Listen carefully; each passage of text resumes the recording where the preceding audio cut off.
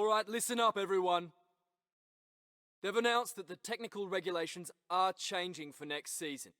Now there's a risk a lot of our hard work could be undone if we're not careful, so let's figure out how to mitigate this. Drivers, take a look at the developments we have and let us know what you want to invest in protecting. Alright everyone, let's get on top of this.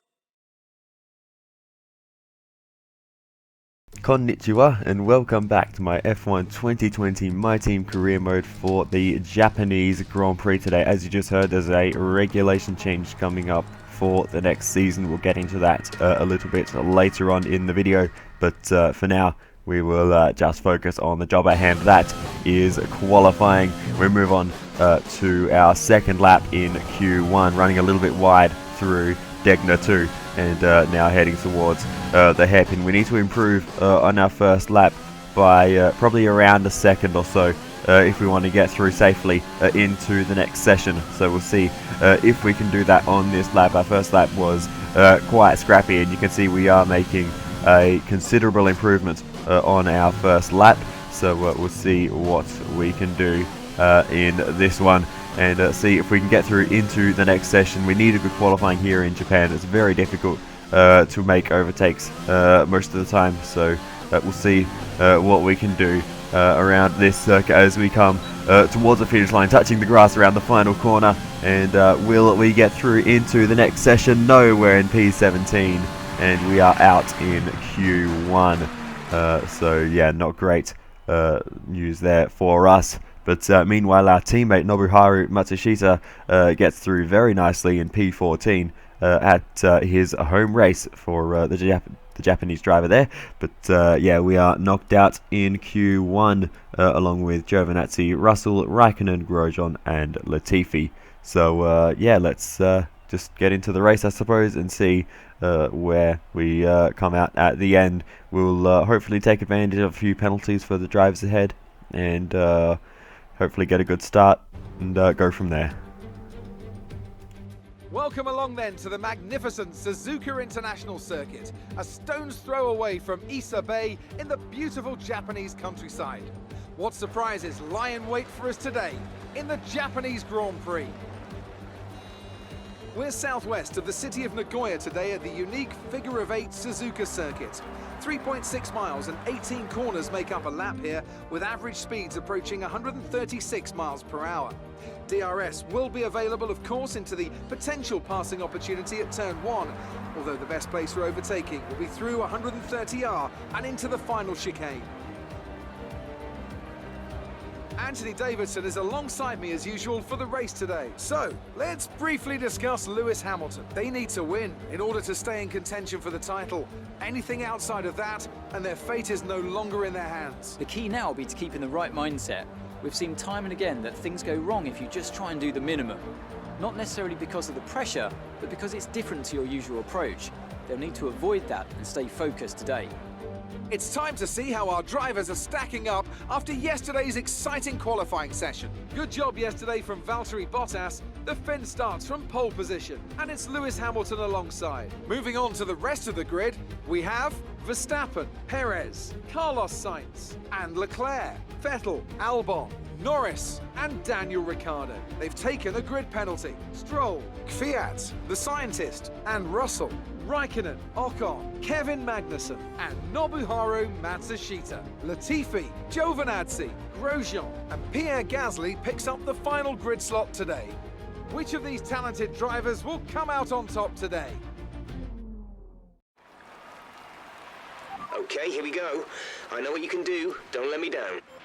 I will not let you down, Jeff, as we look at the strategy. Softs to the mediums. Matsushita's been penalised down to 18th after qualifying 8th, which is a crazy effort from him, but he won't be able to take advantage of it. We're up to 13th thanks to penalties, but we go to the 5 red lights. And the lights are out and we are underway for the Japanese Grand Prix. Kvyat swerves across in front of us a bit there, but we managed to avoid any contact as we have a bit of a run on Lance Stroll, but nowhere to go through the first turn as he runs side by side with Lando Norris. We can continue to run ourselves side by side with Daniel Ricciardo as we head towards the S-curves, and Ricciardo gets the move done on us as we left high and wide. Now Kvyat coming back at us around the outside. He's going to have the inside for the Gyakubank curve, and Kvyat is well poised, but we've got the inside for Dunlop, and we're going to be able to sweep through and maintain that position and hold on to 12th. So we've made one position from the start. Here's the onboard with George Russell heading into the Gyakubank curve, and Russell makes a bit of contact with us, not damaging his front wing, thankfully for him, and we're both able to continue on. We send one up the inside of Stroll and Ricciardo, and well, on the exit we are still side by side with Lance Stroll trying to make it around the outside of 200R, and we've just about got it done. We'll have the inside line for the spoon curve, and we'll see if we can get the braking right, but no, we've completely missed the corner. Stroll's through, Ricciardo's through, and we'll see if we can make the move on Ricciardo as we head towards 130R, and we will just about get to the inside there, and Ricciardo has to back out. Now Stroll is slow into the Casio triangle. Down the inside of him we go, and we make the move on the Canadian and move ourselves up into 10th position at the end of the first lap, so 3 positions gained. When it matters most, we are now in the points, but as we continue on, our tyres are absolutely overheating, and these softs just are not behaving well. We go very deep into the Casio triangle, and here comes Ricciardo along the main straight. He's got a lot of advantage over us in terms of momentum, and we just have nothing to fight back with there, and Ricciardo is through and up into 10th position. We're down to 11th, and you can see our tyres are absolutely roasting. We run wide again, and there goes Daniel Kvyat as we continue on through this race through the Degnas, and we'll see if we can come back at Kvyat, maybe into the hairpin, but the chances are very slim. As we continue on, it just becomes a series of further mistakes. We run wide again, and now we're side by side with one of the Alfa Romeos of Kimi Räikkönen, so we'll see if we can come back at him. We can't let the Alfa Romeos go. We're fighting them in the Constructors Championship, so we'll see if we can get to the outside as we go round the outside of 130R. That is a nice move on Kimi Räikkönen to get that position back, and we've put ourselves back up into 12th position. So if anything crazy happens in the top 10, we are still well poised to get into the points, but we just don't quite have the pace of the Renaults, the Racing Points, even the AlphaTauris. Pierre Gasly started down at the back of the grid, so we probably won't have to worry about him given the overtaking difficulties around this circuit. Raikkonen tries to come back at us into the first corner, doesn't have the momentum there, and will hold our position. But Sergio Perez has a mechanical failure. That's going to elevate us one position up into 11th. So there you go. That is one less car we have to worry about, one position closer to the points for us. So that is fantastic news. Unfortunate for Perez, obviously, but as we thinking about that, though, straight away get overtaken by Esteban Ocon, and he takes off into the distance. We haven't even gotten that free position from Perez yet, as he retired through through 200R rather, just up here, and yeah, now we'll get that position right there and back up into 12th. But yeah, we are we have no pace at the moment, and at this point it's ridiculous. I decided to box for the hard tyres for the rest of this race on lap 16. It's 6 laps earlier than our scheduled pit stop to go onto the mediums, but I do think it is a worthwhile trade-off, and we'll get an undercut on the cars ahead. We'll have good pace, tyre heating won't be an issue. So yeah, I think, Jeff, be quiet. I think this is the right choice. So let's... Okay, stay clear of the white line on the exit. We'll receive a penalty for dangerous driving if you cross over into the track. So yeah, let's just get some clean laps in. These tyres immediately, even through this first corner, just were a whole world better than the soft tyres we just came off. So I feel like this is the right choice at this time. As we continue on, we overtake Kevin Magnussen as he exits pit lane, elevates us into 19th position, as George Russell was already behind us. And as we continue on, we also take Kimi Räikkönen as he exits pit lane, so we haven't lost positions, at least to them. They weren't too far behind us when we came in, I do believe, but we continue on, elevate ourselves up into 15th as we pass Gasly, Grosjean, and someone else, and continuing on, probably Giovinazzi, as we continue though, getting past more and more cars, and eventually get ourselves back up into the 12th position that we left. And eventually we catch up to Ocon down the inside into the hairpin, and the safety car is out. The timing of that overtake, this is what happened. Valtteri Bottas, a mechanical failure, and Verstappen smashes into the back of the Mercedes, and he's got front wing damage and a penalty. Valtteri Bottas is out of the race. Verstappen just not watching where he's going there. Smashes into the back of Valtteri Bottas.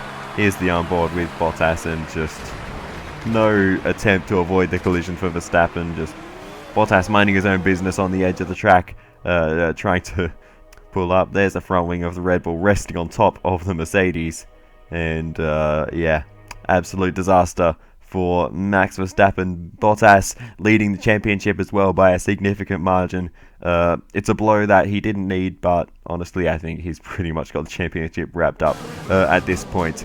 So we continue on. We make the slightest touch with Daniel Kvyat there, and we get a 5-second penalty for that incident. We didn't even damage our front wing, so it was the tiniest graze. This is on simulation damage, by the way. Right, pick up the pace a touch, please. We need to close to within 10 car lengths of the car ahead. So that is so frustrating. The DNF for Bottas elevates us up into the top 10, but with a 5-second penalty and a safety car towards the end of the race, or around the mid-phase of the race, we have a lot of work to do. So anyway, safety car is in this lap. We'll see if we can overtake the likes of Kvyat and the rest ahead of him. We've had super pace, obviously chasing down Ocon, who was on fresher medium tyres than our hards. So we have some amazing pace at this point in the race. So we've saved up some energy, saved up a lot of fuel during this safety car period. So we'll just go absolutely flat out for the rest of this race and see what we can do as we have to navigate past a few lapped cars. Hamilton also was also penalised for overtaking some lapped cars under safety car, and one of those, it was my teammate Matsushita, so we'll have to watch out for that too. But Hamilton also with a penalty in this race, so yeah, it's a bit of a mixed up one. Myself, Kvyat and Hamilton all carrying 5-second penalties, but we eventually make the move on Kvyat up the inside of the hairpin, and we'll get that move done a lot cleaner than the one on Stroll. And we can now focus on the next car ahead, which is Max Verstappen on the soft tyres, but he's struggling to make any overtakes. So we send one up the inside from a long way back, heading into the hairpin, and we make the move stick on Max Verstappen, move ourselves up into 8th position. And now we're talking. Now we are potentially in the range of getting some points after the penalty is applied. We won't have to worry about Kvyat. He can't finish ahead of us with his penalty. But now we need to overtake. We need to overtake Ricciardo and the other cars as we send one up the inside into the Casio triangle and get ahead of him. But yeah, we need to overtake Vettel and Norris as well. There's the replay of the send on Ricciardo. Nice and clean, late on the brakes, got the move done. And now we are looking at the back of Lando Norris. We have a look to the outside of turn 2. This is the grip advantage we have. I think everyone else is struggling with tyre temperatures, and that was a nice move on Norris. Now Vettel, we switch to the outside, around the outside of turn 1, and we make the move on Sebastian Vettel. So we are flying through the field at this point, and now we just have to go. We need to push as hard as we can and try to pull a gap to these cars behind, pull a gap to Vettel, pull a gap to Norris, and hopefully get as many of them out of the 5-second window as possible. We're not going to catch Albon up ahead, I don't think. Ahead is 3.8 seconds. Especially if we do that. But yeah, we just need to push flat out and hope that it's enough to at least secure us a decent points position. I don't think we're going to be able to hold on to 4th place, but I think we can still get maybe a top 5, maybe 6th or 7th if it doesn't quite go as well as I hope. But in the meantime, we've been setting personal best laps over and over. This is your final lap of the race. race. And by the time we get to the final lap, we've almost got the gap out to Lando Norris. So if we set a good lap here, You're increasing the gap on the car behind by 0.5 per lap. we will only drop that one position to Vettel. We're never going to be able to outpace him, but these hard tyres have absolutely saved our race, no doubt. If we didn't have that little touch with Fiat, we would have 4th place Only got 2 laps of fuel left. locked in at the moment. We've got plenty of fuel on board 4.6 seconds. because I saved so much under safety car. I already had a bit in reserve, and we just can't. There just wasn't enough time to burn it off without absolutely roasting the engine as we head through the hairpin into the blinding sun for the final time. It was cloudy conditions for a lot of this race, but the sun has come out to finish it off through 130R and into the Casio Triangle. We're not going to get the gap out to Lando Norris, but as we head through the final corner, we're going to come towards the finish line in 4th position. But where will we finish once everyone else crosses the line? Race over. Take care of the car on the way in. P7. I'll take it. It's a decent result, still way beyond what I expected coming into this race, and yeah, not disappointed. They've done it then, here at Suzuka. A brilliant win on this beloved figure of 8 circuit. So Anthony, what made the difference out there today? Well, the safety car completely changed the race, didn't it? It's hard to say exactly what would have happened without it, but there's no question that they came out of that situation in a good position. Looking at the podium, you can see that red suit familiar to fans across the globe. A world-class win for a world-class team. Ferrari do it again. Unbelievable scenes. Ferrari taking the race win. The smooth operator Carlos Sainz finishing up in P2. And Alex Albon standing on the podium as well. So brilliant race by all of them to get through the chaos. So then, it's time to see how this result affects the Drivers' Championship. More points for Valtteri Bottas, further solidifying his lead at the top of the table. After an incredible day of racing, who was your driver of the day, Ant? Charles Leclerc showed exactly how to manage yourself out on the track today. He was almost flawless out there. Incredible stuff. The Constructors' Championship may be a foregone conclusion at the moment, but regardless, let's look at the standings. It's another clear win for Mercedes as they managed to secure the Constructors' title.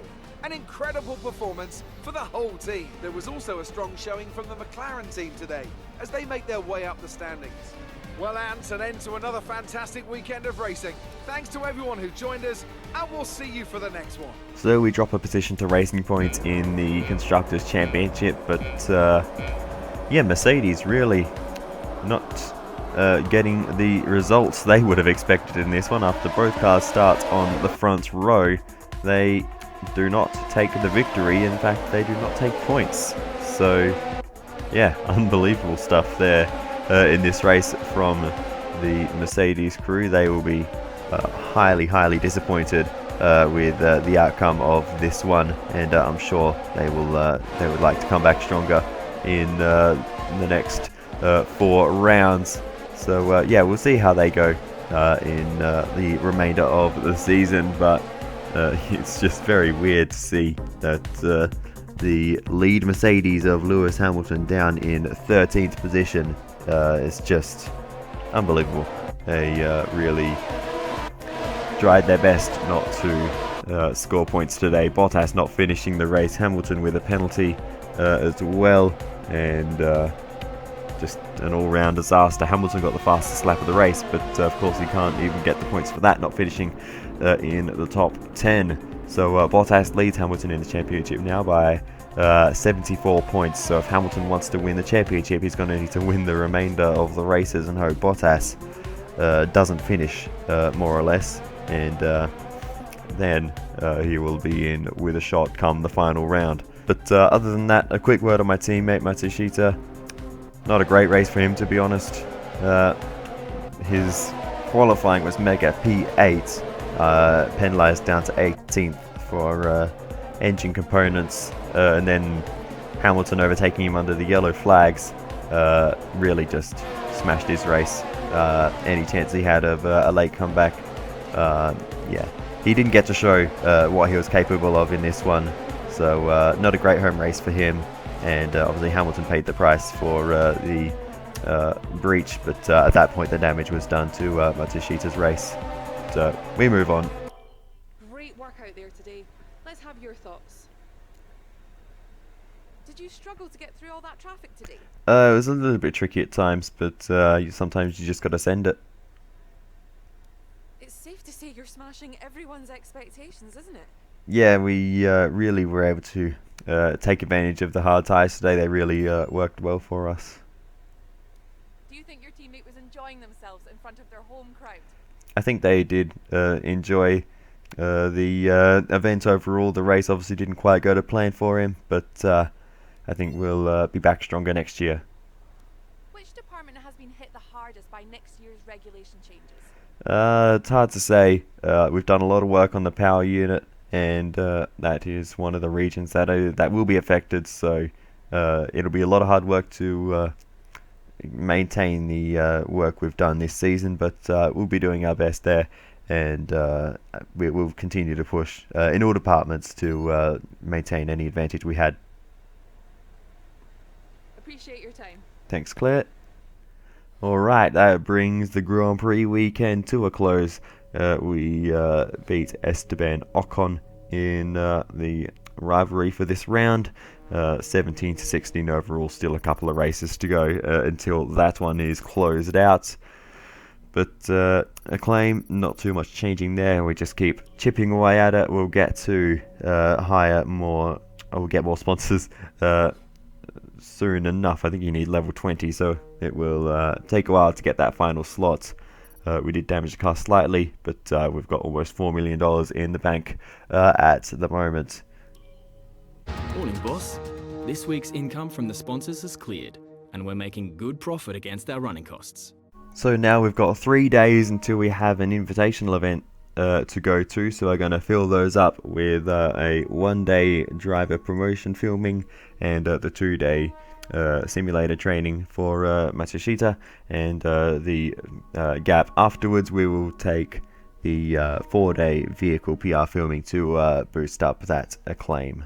As for R&D, you can see we've got a major regulation change, durability, chassis and power unit all being reset for the next season, and we're going to save mostly the major upgrades, and we'll do a little bit on the durability side as well. I think the gearbox is always a bit of a concern there, but yeah, we need to really put in the work in practice, make sure we get all the resource points that we can, and save all these upgrades. We're going to save the major upgrades first. They're the most worth saving. They take the longest to get back if you lose them, so it makes sense to adapt those first. But yeah, I probably won't be showing this too much because it's not particularly interesting. I'll just show you at the end of the season how much we were able to save going into season 2.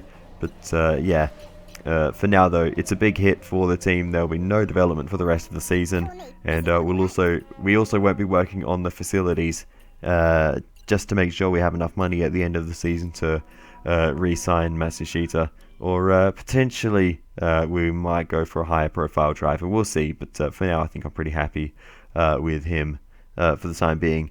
He's done the job pretty well so far. But we'll jump into the invitational event now as we go to the 5 red lights, and away we go for a Russian Grand Prix-ish in the 2006 Renault of Fernando Alonso against a bunch of older McLarens and Williams cars, and we'll be able to make our way through these much older cars, early 90s, most of them, or late 80s even.